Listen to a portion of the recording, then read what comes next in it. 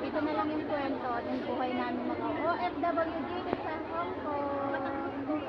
O, mga bit nila. Yung isa nanonood ng Netflix, yung isa busy at yung kanyang mga customer. Para may papayas ka.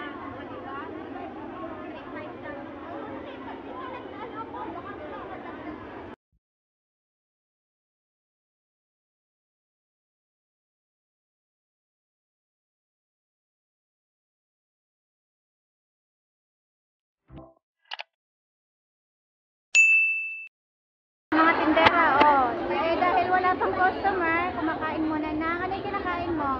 Ross? Pa-flex nga. M&M. Sana all. Chocolate. Ewan. Ayan yung isa naming hugotera. Ayan, yan yun. Ayan, oh.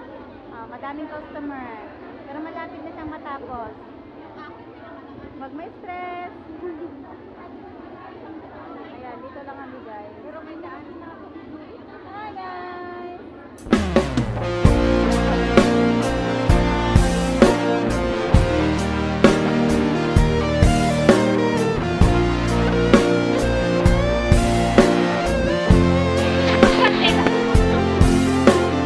Gustuhin ko man na manatili sa ating bayan, pero kailangan ko ako ay maglakbay,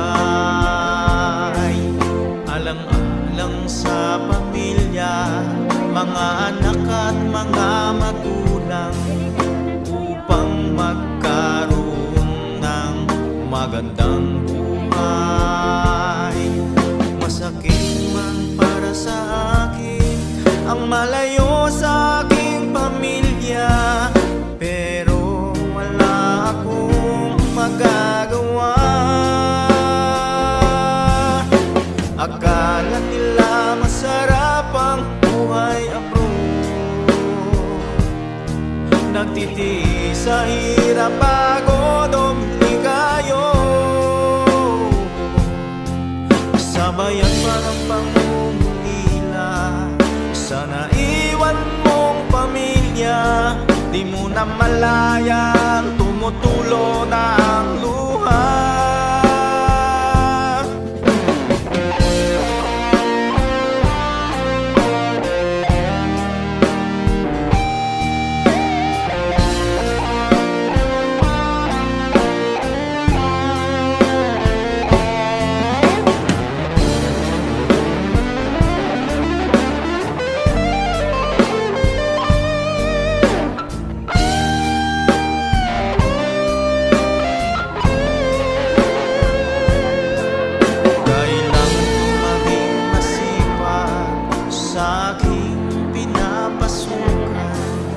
Dahil ako mapagalitan, minsan ako'y natataranta kapag ang bus ko ay sumisigaw na, bukang bibig pa naman niya ay Allah, sura-sura. Pagdating ng sakuran, ang sweldo ko hinahawakan. Nahalo sa sardinas. Ay, ito masarap ito. Ayan, masarap yan. Bigyan kita. Ayan, bibigyan daw niya ako. Bigyan daw yan, libre sa pagkain ko. Ayan, bibigyan niya ako yan. Unboxing from Philippines. Ayan, tignan natin. Eksusohin natin guys. Oh, ayan. Balot na balot pa, talagang galing ng Pilipinas. Ayan, guys, ito na. Nakaburaot na. Masarap to sa sardinas. Ayan. Di mo na malayang tumutulo na. Thank you so much. Ayan. Ito lang ulang namin. Tatlo lang ang tuyo. Meron lang tuyo. Bakit mo? Hindi lang ba? Kapag may problema, wala Nagpupulat-lat. Dito ka pa rin. pero kailangan kong umabang para sa kinabukasan. Anumang hirap na aking malakas. Business pa rin. Pera, oo. Ako'y sabik na makauwi na, Pagkakapiling ko Seller ka din. na ang aking pamilya. Akala nila masarap ang buhay abroad. Nagtitiis sa hirap, pagod, obligayo. Sabayan pa ng pangungulila sa naiwan mong pamilya. Di mo na malayang tumutulo ng luha. Akala nila masarap ang buhay abroad. Nagtitiis sa hirap, pagod, obligayo. Sabayan pa ng pangungulila sa naiwan mong pamilya. Di mo na malayang tumutulo na ang iyong luha.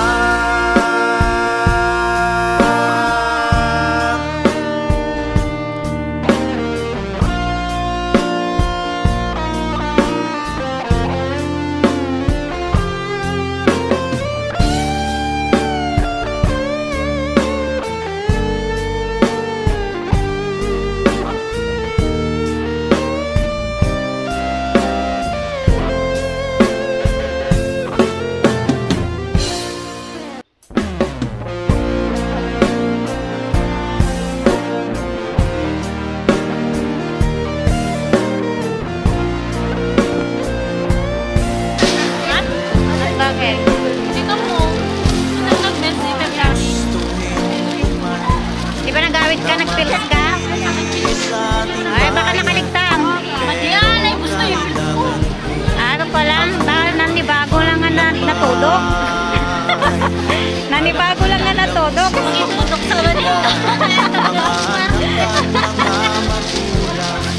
Di ba, Ses? Nanibago lang nga natudok. Ng magandang buhay. Masakit man para sa akin ang malayo sa aking pamilya. Pero wala akong magagawa. Akala nila masarap ang buhay abroad. Nagtitiis sa hirap, pagod, obligayo. Sabayan pa ng pangungulila sa naiwan mong pamilya. Di mo na malayang tumutulo ng luha.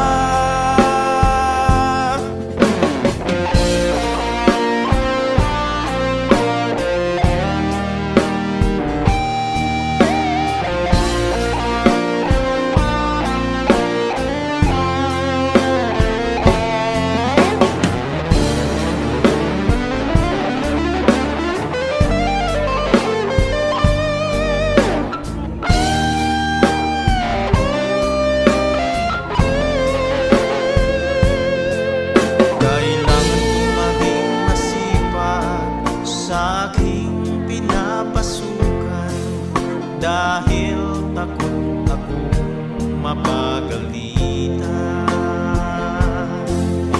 Minsan ako'y natataranta kapag ang bus ko ay sumisigaw na. Bukang bibig pa naman niya ay ala, sura-sura. Pagdating ng sahuran, ang sweldo kong hinahawakan. Kinabukasan o resibo na lang ang naiwan. Akala Talang araw ka pumunta ka gagawin gipiyason. buhay abroad. Nagtitiis sa hirap, pagod, obligayo.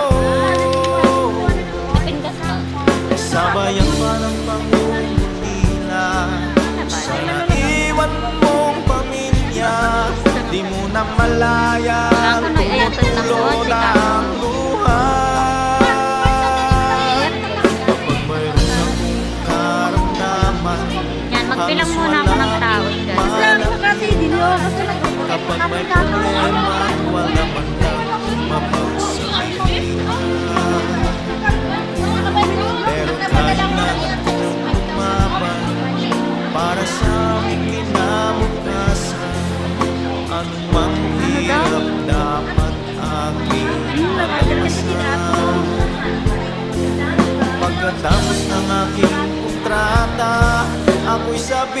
makauwi na, makakapiling ko na ulit ang aking pamilya. Tahimik na guys, kanina matao. Akala nila masarap ang buhay abroad, Mga naghihintay pa sa mga hindi pa nagdating. nagtitiis sa hirap, pagod o ligayo. Nakamatang sisiw, pagod na oh. Sabayan pa ng pangungulila, sana iwan mong pamilya. Di mo na malaya, tumutulo na ang luha. Akala nila masarap ang buhay abroad, nagtitiis sa hirap, pagod o ligayo. Tingnan natin anong ginagawa niya. Sabayan pa ng pangungulila, sana iwan mo pamilya.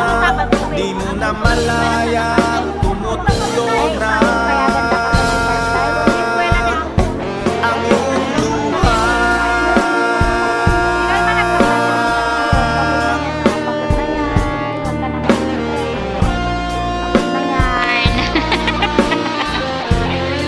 Ayan, oh, pink na talaga siya, oh. Ayan. Naming nag-shelter. Ayan na.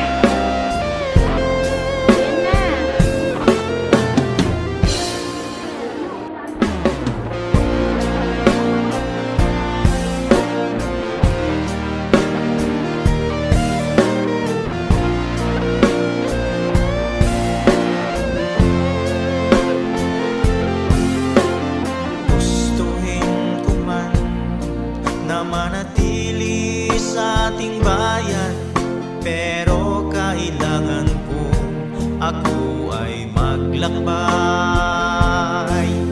alang-alang sa pamilya.